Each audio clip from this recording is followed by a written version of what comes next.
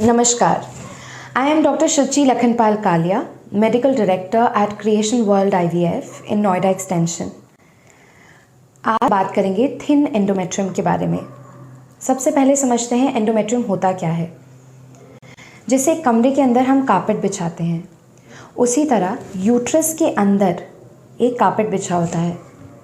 It's not really a carpet, मगर हर महीने में पीरियड्स के साथ ये बाहर शेड हो जाता है और फिर से बन जाता है अगला महीना लाने के लिए। जब एंडोमेट्रियम थिन होता है, एक लेडी को कुछ प्रॉब्लम्स फेस करनी पड़ सकती हैं, जैसे ब्लीडिंग कम हो सकती है, इनफर्टिलिटी हो सकती है, बच्चा रुकने में तकलीफ़ हो सकती है।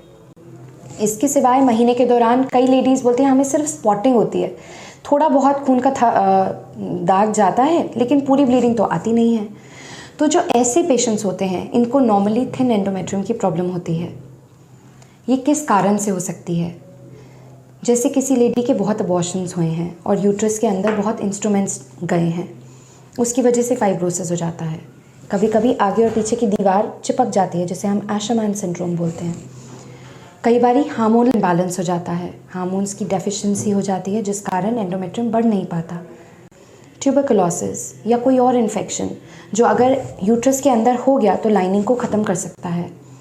फाइब्रॉइड्स हो सकते हैं कभी कभी, जिसकी वजह से लाइनिंग बढ़ ही नहीं पा रही है।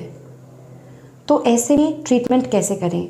Treatment is actually cause specific, मतलब जो प्रॉब्लम है, नंबर 1 हम उसको ट्रीट करें, सेकंड हम और जनरल मेडिकेशन भी देते हैं जिससे कि हमारा लाइनिंग ग्रो कर सके। कॉज स्पेसिफिक जैसे अगर फाइब्रॉइड है तो उसको निकाला जा सकता है, ट्यूबरकुलोसिस है तो ट्यूबरकुलोसिस की ट्रीटमेंट दी जा सकती है, हार्मोनल इम्बैलेंस है तो ऊपर से ईस्ट्रोजन दिया जा सकता है in a higher dose than normal.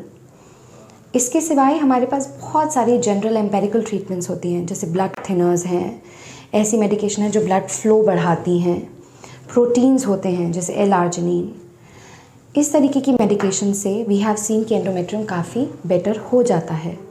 अगर उससे भी रिजल्ट नहीं आए तो हमारे पास बहुत सारे कॉलोनी स्टिमुलेटिंग फैक्टर्स जैसे GCSF है या प्लेटलेट रिच प्लाज्मा है, they can be put inside the uterus and sometimes उसी से ही लाइनिंग काफ़ी बेटर हो जाती है। आजकल the latest which is coming up in this is stem cells.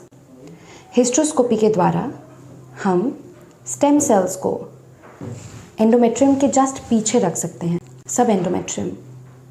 इससे भी हमने देखा है कि बिल्कुल रिफ्रैक्टरी केसेस, रिफ्रैक्टरी मतलब जिनमें कोई और दवाई भी काम नहीं कर रही, स्टेम सेल से we have seen pregnancies in them, even though this is still in the research phase, but pregnancies have been seen and हमारे इसमें काफ़ी अच्छे रिजल्ट्स हैं। तो in case you are having any of these problems, do visit your doctor, do visit us and let us be the ones to help you. Thank you.